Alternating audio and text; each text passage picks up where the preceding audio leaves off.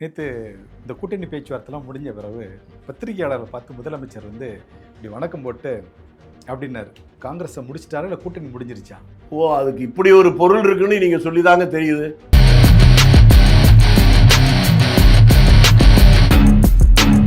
இன்னைக்கு கூட்டணி வந்திருக்கு, உண்மைதான், நான் இல்லைன்னே சொல்லல. இது என்ன கல்வெட்டு சாசனமா? என்ன நிரந்தரம் நினைக்கிறீங்களா? எதுவும் எப்போதும் எப்படியும் நடக்கலாம்.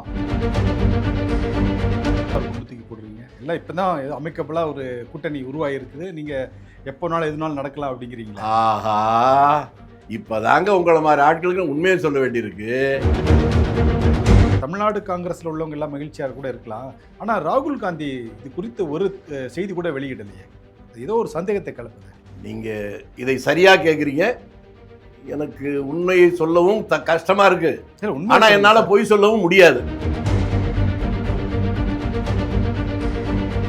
கூட்டணியை உடைப்பதற்கு எத்தனையோ பேர் முயற்சித்தாங்க, ஆனால் இந்த கூட்டணி வலுவா இன்னைக்கு சேர்ந்துருக்கு அப்படிங்கிற மாதிரி ஒரு அறிக்கை விட்டுருக்கிறாரு. அதை எப்படி பார்க்குறீங்க நீங்கள்? அந்த அறிக்கையை ஒழுங்காக படிச்சிருந்தா நீங்கள் இப்படி கேள்வி கேட்குறீங்க. பாசிதவரத்தர் கேட்டால் தெரியும், அவர் கரெக்டாக தெரிஞ்சு. இல்லை, அவர் நேற்று கூட ஒரு பேட்டியில் சொல்கிறாரு, ஒரு 2 பேர் தான் இந்த கூட்டணி, 2 பேருக்காக வந்து நாங்கள் கூட்டணியை முறிக்க முடியாதுலாம் சொல்லியிருக்காரு. இந்த 2 பேர் யார்? ஐயோ, இப்போதானங்க என்ன கோவப்படுத்துறீங்க. எங்க போய் முட்டிக்கிறதுங்க? இந்த கட்சி ஆட்சியில் இருக்கிறவங்கலாம் ஒரு மந்திரியா இருப்பாரு, எதிர்கட்சியா வந்தா கட்சி வேலையை விட்டுட்டு கோட்டை போட்டுட்டு கோர்ட்டுக்கு போயிருவாரு. ஏதாவது ஒரு போராட்டத்தில் அடிபட்டிருப்பாரா, உதப்பட்டிருப்பாரா? அது காலர்ல அழுக்காது பட்டிருக்குமா? எருது புண்ணு காக்கிக்கு தெரியாது ஒரு பழமொழி இருக்கு, அவருக்கு எப்படிங்க தெரியும்? என்ன சொல்ல வரீங்க சார்? இப்போ வந்து திமுக காங்கிரஸ் கூட்டணி உறுதியாகி விட்டது அப்படின்னு சொல்லி நாங்க நினைச்சுக்கிறோம், நீங்க என்னதான் சொல்ல? நான் மட்டும் இல்லைன்னா சொன்னேன். இல்லை, நீங்க ஆரம்பத்துல இருந்து ஏதோ ஒரு குறி வச்சே சொல்லிக்கிட்டே ஏங்க, நான் குறி சொல்லுங்க, யதார்த்த உண்மையை சொன்னா என்னங்க பண்ணுவீங்க நீங்க?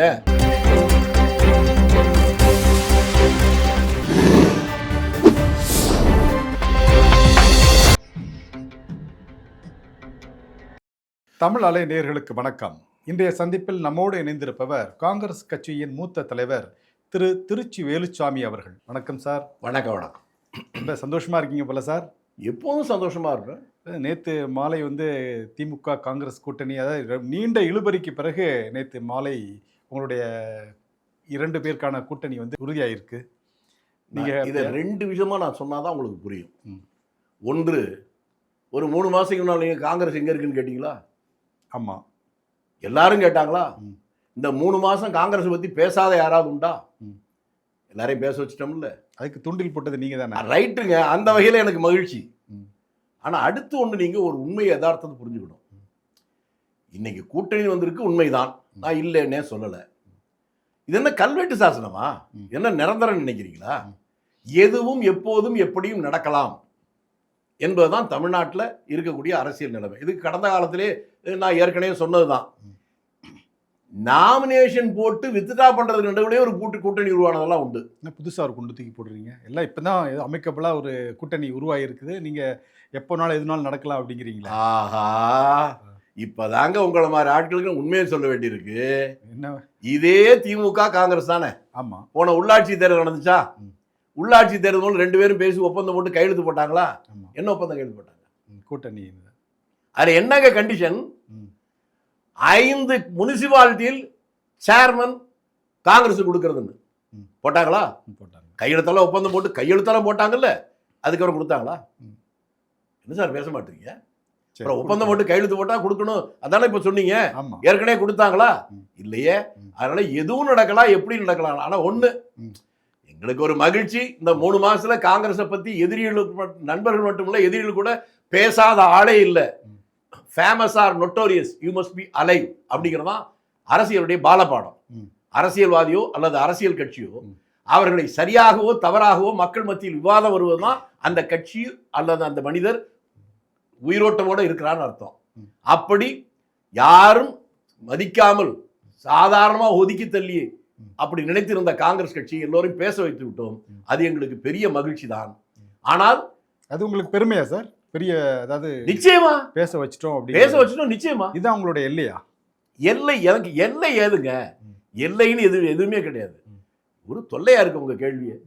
எல்லையே கிடையாதுங்க, அதுக்கு ஒரு லிமிட்டே கிடையாது. நான் சொல்ல வர்ற விஷயம், எல்லாரும் அலட்சியப்படுத்திய காங்கிரஸ் கட்சியை எல்லோரும் வருகன்னு கொஞ்சம் பணிஞ்சு குனிஞ்சு கூப்பிடுற அளவுக்கு வந்துருச்சு இல்ல, அது எங்களுக்கு கௌரவம் தான்.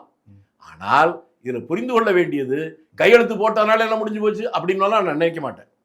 அதுக்கு தான் சொன்னேன், இதே திமுக இதே காங்கிரஸ் உள்ளாட்சி தேர்தலில் ஒப்பந்தம் போடுற போது ஒப்பந்தம் பேசி கையெழுத்து போடப்பட்டதான உறுதி செய்யப்பட்டதானே 5 முனிசிபாலிட்டி கொடுத்தாங்களான்னு கேட்டேன். நீங்க அதுக்கு பதிலே பேச மாட்டீங்க. இல்ல கொடுக்கல இல்ல. சரி, அப்போ நீங்க தொடர்ந்து கூட்டணியில இருந்தீங்க. ஆனா எங்க நான் அதை தாங்க சொல்றேன், இது கையெழுத்து போட்டதுனால கொடுக்கணும் அப்படின்னு கட்டாயம் இல்லைன்னு தானே அதுக்கு அர்த்தம். அது மாதிரி இந்த கையெழுத்து போட்ட மட்டும் இப்படியே தான் நீடிக்கும் அதுக்கு தான் இன்னொன்னு சொன்னேன். நாமினேஷன் ஃபைல் பண்ணி வித்ட்ரா பண்றதுக்கு அப்புறம் கூட நடுவில் கூட்டணின்னு உருவாச்சுன்னு. அதுக்கு காரணம் இன்னும் தேர்தல் தேதியா அனௌன்ஸ் பண்ணல, இன்னைக்கே நீங்க முடிவு பண்ணிட்டீங்களா? எப்படிங்க அது? அப்போ இன்னும் எதுவும் நடக்கலாங்க.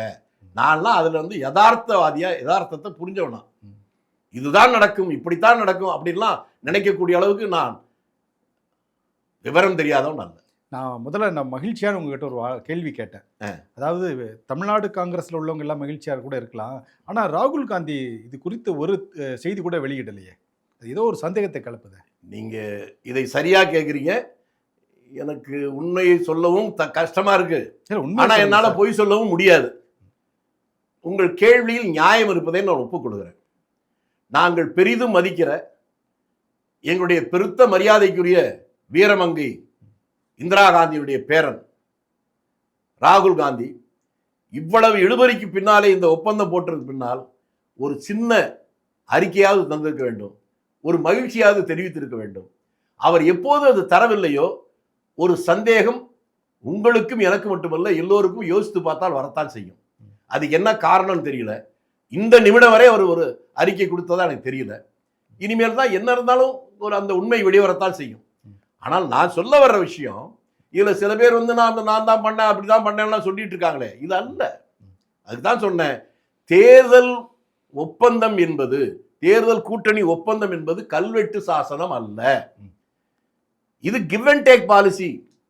தோழமை என்பது ஒருவருக்கு மரியாதையோடு இருக்கிற போது தோழமை நீடிக்கும். அதுல எங்கேயாவது ஒரு கீறல் இருந்தா எப்ப வேணாலும் அதுல பிரச்சனை வரத்தான் செய்யணும் என்கின்ற அந்த யதார்த்த உண்மையை நான் புரிந்து கொண்டதால் தான் அதை சொல்றேன். ஏற்றுக்கொள்வதும் ஏற்றுக்கொள்ளாதும் உங்களுடைய விருப்பம். அதான் கூட்டணியில இன்னும் இழுபறி இருக்கு அப்படிங்கிற மாதிரி சொல்றீங்க. இழுபறி இருக்குன்னு சொல்றீங்க.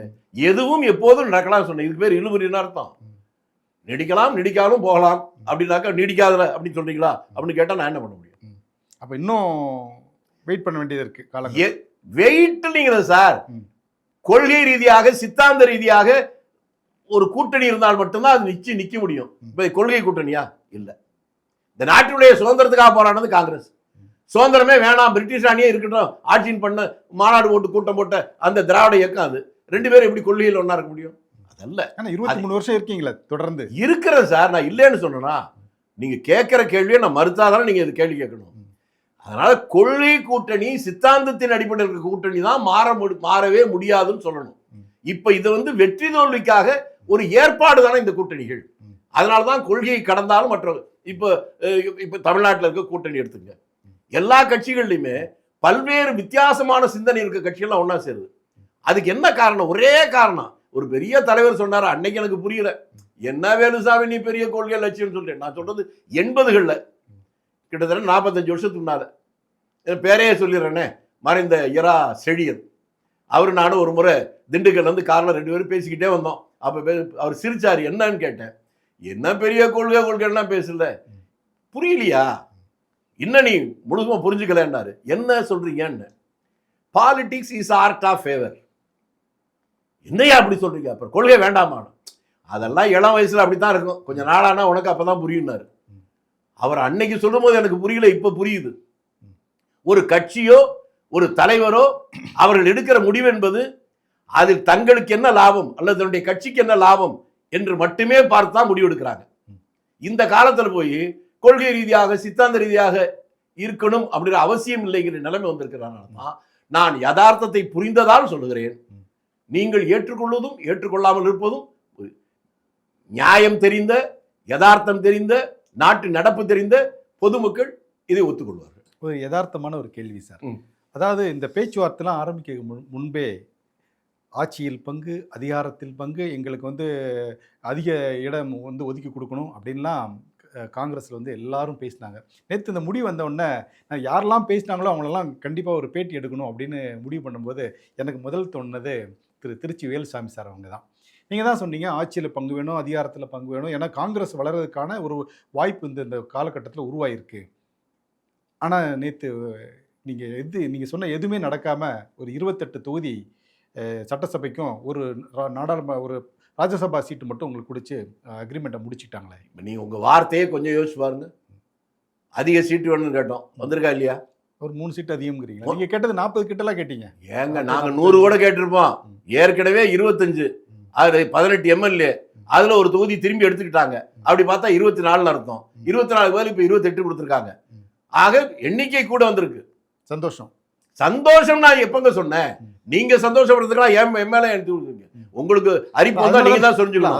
என்ன சொல்லிட்டு சொல்லக்கூடாது. அதனாலதான் அக்ரிமெண்ட்ல கையெழுத்து சார். இப்ப என்ன சார் சொன்னேன்?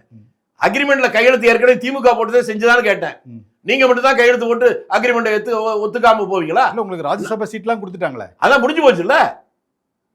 முடிஞ்சு போச்சுன்னா இன்னையோட நாமினேஷன் முடிஞ்சு போச்சுங்க. 6 பேர் தாங்க போட்டிருக்காங்க. இனிமே யார் நினைச்சாலும் அதை மாற்ற முடியாதுங்க. இல்ல, உங்க பதில் ரொம்ப குதர்க்கமா இருக்கு. நியாயம் பேசுனா குதர்க்கங்கிறீங்க, குதர்க்கமா பேசுனா கொள்கைங்கிறீங்க. உங்களை என்னால புரிஞ்சுக்கவே முடியலையே. இல்ல, ஒரு சீட்டு கொடுத்தாச்சு, முடிஞ்சு. அதான் முடிஞ்சிருச்சுங்க. 6 சீட்டுக்கு நாமினேஷன் போட்டாச்சு இல்ல, எக்ஸ்ட்ரா யாரும் போடல இல்ல. அதனால இனிமே இது புதுசா யாரும் வர முடியாது. 6 பேர் எலெக்டட். ஆனா எங்களை பொறுத்தவரை ஒரு ராஜ்யசபா வந்துருச்சு இல்ல. இனி அடுத்து நாங்க என்ன பண்ணுவோம்னு நீங்க எப்படி எனக்கு உத்தரவு போட முடியும்? சீட்டு ஷேரிங்ல நீங்க கையெழுத்து போட்டீங்களா சார்? ஒரு கொஞ்சம் முன்னாடி நான் என்ன சொன்னேன்? ஒரு மானசீகமா வந்து நீங்க வந்து அதைத்தாங்க நான் என்ன தமிழ்ல தானே சொன்னேன். ஏற்கனவே நீங்க இதே மாதிரி கையெழுத்து போட்டீங்கல்ல. அப்போ உள்ளாட்சி தேர்தல்ல 5 முனிசிபாலிட்டிக்கு சேர்மன் எங்களுக்கு ஊத்திங்க. ஆனா கொடுத்தீங்களா? அப்போ காங்கிரஸ்க்கு ஒரு அப்ப நீங்க மட்டும் தான் கையெழுத்து போட்டு எங்களை ஏமாத்துவீங்க. மிச்சத்தை நான் சொல்லல. எடிட்டடா அது எடிட்டடா? எடிட்டட் இல்லைங்க. புரிந்தவர்கள் புரிந்து கொள்ளுங்கள். இன்னைக்கு மாண்புமிகு முதலமைச்சர் திரு ஸ்டாலின் அவர்கள் வந்து அவங்களுடைய தொண்டர்களுக்கு ஒரு அறிக்கை வெளியிட்டிருக்கிறார். என்ன அறிக்கை? திருச்சியில் வந்து வர 9ஆம் தேதி ஒரு மாநாடு இருக்குது. மாநாட்டுக்கு அழைப்பு விடுத்து அவங்க தொண்டருக்கு இந்த கூட்டணியை உடைப்பதற்கு எத்தனையோ பேர் முயற்சித்தாங்க, ஆனால் இந்த கூட்டணி வலுவாக இன்னைக்கு சேர்ந்துருக்கு அப்படிங்கிற மாதிரி ஒரு அறிக்கை விட்டுருக்கிறாரு. அதை எப்படி பார்க்குறீங்க நீங்கள்? அந்த அறிக்கையை ஒழுங்காக படிச்சிருந்தா நீங்கள் எப்படி கேள்வி கேட்குறீங்க? அதில் என்ன தெளிவாக சொல்லியிருக்காரு? பலவீனமாக இருக்கிறவர்கள் தான் அந்த கூட்டணி உடைக்க பார்த்தாங்க. ஆக பலவீனமா இருக்கவங்க தான் கூட்டணிக்காக போராடுறாங்க. அதுதானே அதுக்கு பொருள். இப்போ புதுசா ஒரு கட்சியை சேர்த்தாரு. அதுக்கு என்ன காரணம்? பலமா இருக்கிறதா சொல்ற அர்த்தமா, பலவீனமா இருக்கிறதா அர்த்தமா? இல்ல, எதிரிகள் வந்து இந்த நம்ம கூட்டணியை உடைக்க திட்டம். அதை தாங்க நான் அவர் சொன்னதை தாங்க நான் சொல்றேன். பலவீனமாக இருக்கிறவர்கள் அப்படிங்கிற வார்த்தையை போட்டிருக்கிறாரு. சரி, பலவீனமா இருக்கிறவன் தான் இதை உடைக்கணும்னு நினைக்கிறான்னு. அப்ப பலமா இருக்கிறவன் தைரியமா இருக்கான். அதுக்கு பொருள் அதுதானே. அப்ப நீங்க எதுக்கு தேமுதிக உட்பட ஏலத்தில் எடுக்கிறீங்க? யார் ஏலத்துக்கு எடுத்திருக்கா? தேமுதிக எத்தனை 21 கட்சிகளுங்க. திமுக ஏலத்துக்கு எடுத்திருக்கு. அதான் நீங்க பலமா இருந்தா உங்களுக்கு சேர்க்க வேண்டிய அவசியம் இல்ல. காங்கிரஸ் கட்சி உட்பட இப்ப எல்லாரையும் சொல்றேங்க. அவர் வார்த்தையை தான் நான் சொல்றேன். என் கருத்தை நான் சொல்லவே இல்லைங்க. என் கருத்துன்னா அது வேற. நீங்க கரெக்டா தெளிவா சொல்லி அவர் சொன்ன வார்த்தையை நான் தெளிவா சொல்றேன். பல பேர் இருக்கிறாங்க. இப்ப எங்க கட்சியில இந்த பாருங்க, கட்சியினுடைய தலைவர் அவர் ஏதாவது சொல்லியிருக்காரா இந்த கூட்டணி இதை பத்தி? கிறிஸ்துவடங்கர் நேற்று வந்தாரு, ஏர்போர்ட்ல இருந்தாரு. பத்திரிகாரங்க கேட்டீங்க நீங்க. அது என்ன சார் 2 மணி நேரம் விமான நிலையத்தில் காத்துட்டு இருந்தாரு. வெளியில வந்த பிறகு பார்த்தா நாங்க வந்து நோன்புக்கு திறக்கிறதுக்காக வெயிட் பண்ணோம் அப்படிங்கிறாரு. கிறிஸ்துவடங்கருக்கும் நோன்பு திறக்க எங்க நான் சொல்லி முடிக்கிறதுனால நீங்க குறுக்க கேட்டீங்கன்னா என்ன பண்ண முடியும்? பத்திரிகாரன் கேட்டா என்ன சொன்னாரு? இந்த நிமிடம் வரை மேலிடத்துல இருந்து எங்களுக்கு எந்த உத்தரவும் அல்ல அப்படின்னு சொன்னாரு. ஆனா ஸ்ட்ரைட்டா போய் கையெழுத்து போட்டு வந்துட்டாரு. அதுக்கடுத்து அவர் எங்கெங்க கையெழுத்து போட்டாரு? ஏன் சார் பொய்யா சொல்றீங்க? அவர் தான் நியாயமா போடணும். ஆனா கையெழுத்து கடிதம் பாருங்க, அவர் கையெழுத்து இருக்கா? இல்ல. எனக்கு புரியலைங்க. மேலிடம் இதுவரை உத்தரவு இல்லை அப்படின்னு அந்த இன்சார்ஜ் செக்ரட்டரி, அந்த குழுவினுடைய தலைவர் கிறிஸ்துவடங்கர் ஏர்போர்ட்ல சொன்னாரா இல்லையா? அப்புறம் வந்து முடிஞ்சு போச்சு. ரைட். அதற்கு பின்னால இந்த நிமிடம் வரை நீங்க முன்னாலே சொன்னீங்க, ராகுல் காந்தி இதை பற்றி இப்படி ஒரு நிகழ்ச்சி நடந்ததுக்கு பின்னால ராகுல் காந்தி இருந்து ஒரு கமெண்ட் வரணும் இல்ல? ஏன்னா தமிழ்நாட்டில் இருக்கக்கூடிய காங்கிரஸ் கட்சியில் எங்களுக்குள்ள 1000 பிரச்சனை இருக்கலாம். ஆனால் எங்களால் எல்லாராலும் போற்றப்படுகின்ற மதிக்கப்படுகின்ற அந்த தலைவர் என்பது எங்களுடைய உள்ளம் கவர்ந்த அந்த வீரமங்கை இந்திரா காந்தியுடைய பேரன் மீது எங்களுக்கு அந்த அவர் இன்னும் ஒரு வார்த்தை கூட சொல்ல, அது என்னன்னு புரியல. ஆனா தலைமை தானே சார் முடிவு பண்ணணும். தலைமை வந்து திரு கார்கே அவர்கள் தானே. எங்க கட்சி கொள்கையே உங்களுக்கு தெரியலைங்க. கட்சி இப்ப மாநில தலைவர், சட்டமன்ற குழு தலைவர் 2 பேருக்கு சம உரிமை உண்டு. அதே போல கார்கே தலைவர், இவர் பாராளுமன்ற எதிர்கட்சி தலைவர், 2 பேரும் தானே இருக்கணும். இவர் இருந்தாலும் அவருக்கு அதை பத்தி சொல்லணும்ல மகிழ்ச்சியை. அவர் இந்த நிமிடம் வரை சொல்லலைன்னு எனக்கு புரியல. எப்படியோ அவர் ஒரு நாள் இதை பத்தி பேசுவாரு, அப்பதான் அவருடைய கருத்து என்னன்னு எனக்கு தெரியும். எனக்கு தெரிஞ்ச அளவுல அவர் டெல்லியிலே இல்லை அப்படிங்கிற மாதிரி ஒரு தகவல் இருக்கு சார். நீங்க சொன்னா சரியா தான் இருக்கும். அப்ப கோச்சிட்டு போயிட்டாரா? எனக்கு புரியல. அதனாலதான் நான் உங்ககிட்ட கேட்கிறேன். ஏங்க நான் எனக்கு தெரியலைங்க. தெரிஞ்சா நான் இவ்வளவு உண்மையை பேசுறேன்னா அது போய் அதனாலதான் உங்ககிட்ட இருக்கிறாரா போயிட்டாரா எனக்கு தெரியல. நீங்க சொன்னா உண்மையா இருக்கும். போயிருந்தால் எதனால்னு தெரியல. அப்படி போறதா இருந்தா ஒரு அறிக்கையா மகிழ்ச்சியை பகிர்ந்துருக்கணும். இல்ல ஒரு பாசிதவர் கேட்டா தெரியும், அவர் கரெக்டா தெரிஞ்சு. இல்ல அவர் நேத்து கூட ஒரு பேட்டியில சொல்றாரு, ஒரு 2 பேர் தான் இந்த கூட்டணி, 2 பேருக்காக வந்து நாங்க கூட்டணியை முறிக்க முடியாதுலாம் சொல்லியிருக்கிறாரு. அந்த 2 பேர் யாரு? ஐயோ, இப்பதானங்க என்ன கோவப்படுத்துறீங்க. 2 பேர் யாருன்னு எனக்கு தெரியாது, அவர் தான் சொல்லணும். ஆனா ஒண்ணு என்னன்னா, எனக்கு எங்க போய் முட்டிக்கிறதுங்க. இந்த கட்சி ஆட்சியில் இருக்கிறவங்கலாம் ஒரு மந்திரியா இருப்பாரு. எதிர்கட்சியா வந்தா கட்சி வேலையை விட்டுட்டு கோட்டை போட்டுட்டு கோர்ட்டுக்கு போயிடுவாரு. ஏதாவது ஒரு போராட்டத்தில் அடிபட்டிருப்பாரா, உதப்பட்டிருப்பாரா? அது காலர்ல அழுக்காது பட்டிருக்குமா? எருது முன்னு காக்கிக்கு தெரியாது ஒரு பழமொழி இருக்கு. அவருக்கு எப்படிங்க தெரியும்? எங்களை மாதிரி போராட்டங்கள்ல அடிபட்டவன், உதப்பட்டவன், ஜெயிலுக்கு போனவன், அவரும் ஜெயிலுக்கு போயிருக்காரு. ஆனால் அரசியலுக்காக இல்ல, ஊழலுக்காக. சரியா? அதனால அவர் என்ன வேணாலும் பேசுவாருங்க. என்ன நான் திரும்பி அவரை பார்த்து கேட்கிறேன், 2018 நடந்த தூத்துக்குடி துப்பாக்கி சூடை பத்தி நாம் கண்டன கூட்டத்தில் பேசுறதுக்கு இப்ப மேல கேஸ் போட்டிருக்காங்களே, இது ஒரு தெரியுமா? இதுக்கு என்ன அர்த்தம்? இது எல்லாரும் பேசினார் ரைட்டு. 2வது, அவருக்கு கவலையே இல்லாம இருக்கலாம். இந்த காங்கிரஸ் கட்சியில் உண்மையிலேயே காங்கிரஸ்காரனாக இருக்கிறவன், அவன் வணங்குகின்ற போற்றுகின்ற தெய்வமாக நினைக்கிறது காந்தியையும் காமராஜரையும். அந்த 2 பேரையும் கேவலமா பேசுறது எங்களுக்கு கோவம் வருது, அவருக்கு வராது. ஏன்னா அவருக்கு அது சம்பந்தம் இல்லை. நீங்க பல பேர் நான் சொன்ன ஆச்சரியமா இருக்கும், காமராஜர் அவர் பேசியிருக்காரா? அவர் இளமை காலத்தில் இருக்க முடியும். காமராஜரோட இருந்த உங்களுக்கு தான் தெரியும் அவர் பேசினாரா இல்லையா. அதை தாங்க சொல்றேன். அவருக்கு இறக்கும் வரை அவருக்கு சம்பந்தமே இல்லை. அதனால அவருக்கு இல்லை அந்த கோபம். அவருக்கு வந்து பேசிட்டு இதை சொல்லியிருந்தாருன்னா நான் அதை மகிழ்வோட ஏற்றுக்கொண்டு, ஐயா நீங்க சொல்றது உண்மைதான் அப்படின்னு கூட மன்னிப்போட கேட்டிருப்பேன். ஆனா கட்சியினுடைய ஜீவ மூச்சாக இருக்கிறவரை கேவலமா பேசுறது கூட ஒரு கண்டன அறிக்கை கூட தராத இந்த சிதம்பரம், தமிழ்நாட்டில் இருக்கக்கூடிய ஆட்களிலேயே காங்கிரஸ் கட்சி ஆட்சியால் மிகப்பெரிய பதவிகளை அனுபவித்த அவர், எதிர்கட்சியாக இருக்கிற போது எதையும் செய்யாத இவருக்கு இதை பற்றி பேசுகின்ற உரிமை எப்படி இருக்கும்? அவர் தான் இந்த கூட்டணியை பேட்சப் பண்ணார் அப்படின்னு. இருக்கட்டும் சார், இவர் யார் சார் எங்களை பத்தி பேசுறதுக்கு? ஓ, அப்ப உங்களை பத்தி தான் பேசினாரா? நீங்க தானங்க சொன்னீங்க. நான் 2 பேரும் தான் சொன்னேன், உங்களை சொல்லல. என்னையே 2 ஆளா எடுத்துக்கிட்டீங்களா? இல்ல இல்ல, நீங்க சொன்னதுக்கு அப்புறம் தான் எனக்கு தெரியும், நான் கவனிக்கலைங்க. அதை அவர் சொன்னாலும் சொன்னோடனே தான் நான் 2 பேருக்காக கூட்டணி உடைக்க முடியாதுன்னு தான் நான் சொன்னேன். ஆமா, அதை தாங்க நானும் சொல்றேன். 2 பேருக்காக யாரை வேணாலும் சொல்லி இருக்கட்டுங்க. நான் திரும்பி கேட்பது, அவர் இப்ப எங்க மேலாம் கேஸ் போட்டாங்கல்ல, அன்னைக்கு ஏதாவது ஒரு அறிக்கை விட்டாரா? காமராஜரை பற்றி கேவலமா பேசினாங்கல்ல, ஒரு கண்டன அறிக்கை விட்டாரா? காந்தியை பற்றி அசிங்கப்படுதா அறிக்கை விட்டாங்கல்ல, பேசினாங்கல்ல, அதுக்கு அறிக்கை விட்டாரா? அதுக்கெல்லாம் கொடுத்திருந்தால் மட்டும்தான் இவருக்கு இதை பேசுகின்ற உரிமை இருக்கிறது, தகுதி இருக்கிறது. அதெல்லாம் எதுவுமே இருக்காது. பெருமாள் மாடு மாதிரி புண்ணாக்கு சாப்பிட்றியா சாப்பிடும், பருத்தி விட்டு சாப்பிட்றியா சாப்பிடும், வண்டியில கட்டாமல் முட்டை வரும்ல, அது மாதிரி மந்திரி பதவியா கழுத்த நீட்டுறீங்க, எம்பி பதவியா எனக்கும் என் பையனுக்கு கொண்டுன்றீங்க. ஆனா கட்சி போராட்டம்னு என்னைக்கா வந்திருக்கீங்களா? அதனால அடிபடுற உதப்படுற தொண்டனுக்கு தாங்க அந்த வழி தெரியும். அதெல்லாம் சரி. உள்ளாட்சி இப்ப நான் கேட்கிறேன், உள்ளாட்சி தேர்தலில் கையெழுத்து போட்டுட்டு அவங்க 5 பேருக்கு பதவி கொடுக்கல, இல்ல 5 முனிசிபாலிட்டி சேர்மன் பதவி. அதை பற்றி இன்னைக்கு பேசும்போது பேசினார போய் இப்போ சொல்லட்டும், அந்த உண்மையை வெளிப்படையா சொல்லட்டும். இன்ன காரணத்தினால தான் கொடுக்கலன்னு சொல்லட்டும். இல்ல குறைஞ்சபட்சம் அது தப்பு தாங்க அப்படி எங்ககிட்ட ஒத்துக்கிட்டாங்கன்னா சொல்லட்டும். அது எதுவுமே சொன்ன எதுக்கு போறீங்க, எதுக்கு பேசுறீங்க? இந்த கட்சி என்பது 2 பேர்னு அவர் சொல்றாரு, லட்சக்கணக்கான தொண்டர்கள், அவருடைய மானம் மரியாதை சுயமரியாதை சம்பந்தப்பட்டது. அதையெல்லாம் புரிந்து கொண்டு உணர்ந்து கொண்டு அவர் பேசுவது நல்லது. Okay sir. சார், இப்போ திமுகவும் காங்கிரஸும் இடையில ஏற்பட்டிருக்க அந்த உறவு, அதாவது ஒரு கூட்டணி உறவு, தொண்டர்கள் மத்தியில் ஒரு எழுச்சியை உண்டாக்குமா? அதாவது கூட்டணி என்பது மியூச்சுவல் ட்ரஸ்ட், தோழமை இருக்கிற போது தான் அது அது ரொம்ப எளிமையா சொன்னோம்னா, இப்ப நாய் இருக்கணும் கிராமத்துல சாதாரணமா சொல்லுவான், நீ 1 கோடி ரூபாய் கொடுத்தாலும் நாய் வாழ ஆட்ட வைக்க முடியாது, அன்பால் மட்டும்தான் அது காய் ஆட்ட முடியும்.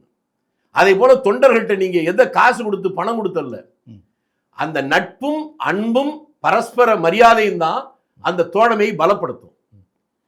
இடைப்பட்ட காலத்துல அது இந்த 5 ஆண்டு காலங்கள் இந்த நிலைமை வந்ததுக்கு காரணமே காங்கிரஸ் தொண்டர்கள் பல இடங்களில் அவமானப்படுத்தப்பட்டார்கள் என்பதால் தான் கொஞ்சம் கொஞ்சமா இப்படி கசப்பு வந்தது. அதை புரிந்து கொண்டு இப்போதாவது இந்த தொண்டர்களை மதிக்க வேண்டும் என்கின்ற உணர்வோடு இருக்கணும். அந்த கட்சிகளுக்கு சில மந்திரிகள்லாம் பேசுனாங்க, நீங்க கவனிச்சிருப்பீங்க. காங்கிரஸ் சொன்னா மட்டும் சொல்றீங்களே, காங்கிரஸா எங்க இருக்கு, ஊருக்கு 4 பேர் கூட கிடையாது அப்படிலாம் பேசுனாங்களா? ஊருக்கு 4 பேர் கூட காங்கிரஸ் கிடையாது, அப்புறம் தனியா போய் அனுப்பிச்சு காவடி எடுக்கிறீங்க டெல்லிக்கு? 4 பேர் கூட இல்ல காங்கிரஸ்ல, விட்டுருங்களேன். யார் அனுப்பிச்சு காவடி எடுத்தாங்க? அவங்க தாங்க போய் பேசுனாங்க.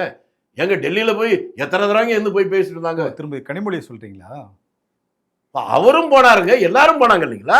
அது மாதிரி கரெக்ட், கனிமொழி கூட தனியாக 2 தடவை போய் பேசிட்டு வந்தாங்க. அதை சொல்றீங்க, எல்லாரும் பேசினாங்க. அதனால அவர்கள் எப்படி வேணுமாலும் காங்கிரஸை கேவலப்படுத்துவாங்க. அதெல்லாம் ஏற்றுக்கொள்வதற்கு நான் சிதம்பரம் அல்ல. சரி சார், நேற்று இந்த கூட்டணி பேச்சுவார்த்தைலாம் முடிஞ்ச பிறகு பத்திரிகையாளரை பார்த்து முதலமைச்சர் இப்படி வணக்கம் போட்டு அப்படின்னாரு, காங்கிரஸை முடிச்சிட்டாரா இல்லை கூட்டணி முடிஞ்சிருச்சா? ஓ, அதுக்கு இப்படி ஒரு பொருள் இருக்குன்னு நீங்க சொல்லிதாங்க தெரியுது. ஓ, அப்படி சொல்லிட்டாரா? உங்களுக்கு மட்டும்தான் முடிக்க தெரியுமா? எங்களுக்கும் தெரியும், பொறுத்திருந்து பாருங்க. என்ன சார் இப்படி சொல்லிட்டீங்க திடீர்னு? ஏங்க உங்களுக்கு மட்டும்தான் தெரியும் நினைக்காதீங்க. அவர் கூட்டணியே முடிச்சு, நீங்க இப்பதான் கிரிமினல், நாங்கெல்லாம் பான் கிரிமினல்.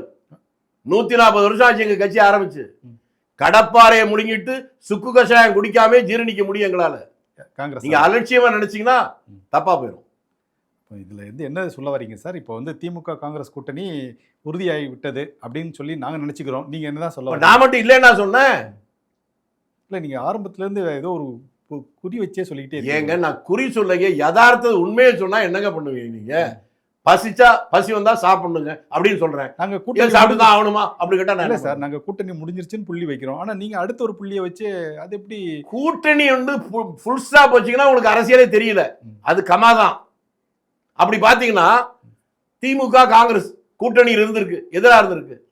அது 2 சம்பவத்தை சொல்லட்டுமா? கொஞ்ச நாளைக்கு முன்னால இவங்க அப்பா இருக்கிற போது கூடா நட்பு கேடில் முடியும், காங்கிரஸோட கூட்டணியே இல்லைன்னு சொன்னாரா? திரும்பி கூட்டணி 2013. அதுக்கு முன்னால எவ்வளவு மோசமா சொன்னாரு. கடுமையா சர்வாதிகார சண்டாளி, ஜனநாயக கொலைகாரி, முக்காடு போட்ட முசோலினி, 20ஆம் நூற்றாண்டின் ஹிட்லர், இவரோட எந்த காலத்திலும் கூட்டணி இல்ல சொல்லிட்டு அதுக்கப்புறம் நேருவின் மகனே வருக, நிலையான ஆட்சியை தருக, இதெல்லாம் கேட்டுட்டு போய் ஃபுல் ஸ்டாப் வச்சுட்டீங்கன்னா ஐயோ பாவம். நாங்களா நேர்களா? நீங்க தாங்க யதார்த்தம். நேயர்களுக்கெல்லாம் புரியுது, உங்களுக்கு தான் புரியல. எங்களுக்கு புரியலங்கிறீங்களா? இல்ல, நீங்க சொல்றத உண்மையில எங்களுக்கு புரியல. ஆஹா, புரியலன்னா மக்களுக்கு புரியுங்க, உங்களுக்கு புரியல என்ன பண்ணி? இதுக்கு மேல நான் இன்னொரு கோனார் நோட்ஸுக்கு மேல இன்னொரு கோனார் நோட்ஸ் போட முடியுமா? அப்ப நாங்க ஒரு முடிவோட இல்லாம இன்னும் எதிர்பார்த்துட்டே இருக்க வேண்டிய. அரசியலில் முடிவு என்பது எதுவும் இல்லை, அது தொடரும் தான். எதுவும் நடக்கும், எப்போதும் நடக்கும், எப்படியும் நடக்கிறது. அங்க தமிழ்நாட்டில் தானங்க எத்தனை தடவைங்க நான் சொல்லுவேன், திரும்பி திரும்பி கீரை விழுந்து ரெக்கார்டு மாதிரி சொல்ல வேண்டியிருக்கு. நாமினேஷன் போட்டு வித்ட்ராயல் பண்றதுக்கு முன்னால ஒரு புது கூட்டணி பார்த்தோமா? இதெல்லாம் பார்த்ததுக்கு அப்புறமா இது ஃபுல் ஸ்டாப் அப்படின்னீங்கன்னா உங்களுடைய அறியாமைக்கு நான் என்ன பண்ண முடியும்? சரி சார், நாங்கள் காத்திருக்கோம் சார். காத்திருக்கோம். நன்றி, வணக்கம். நன்றி, வணக்கம்.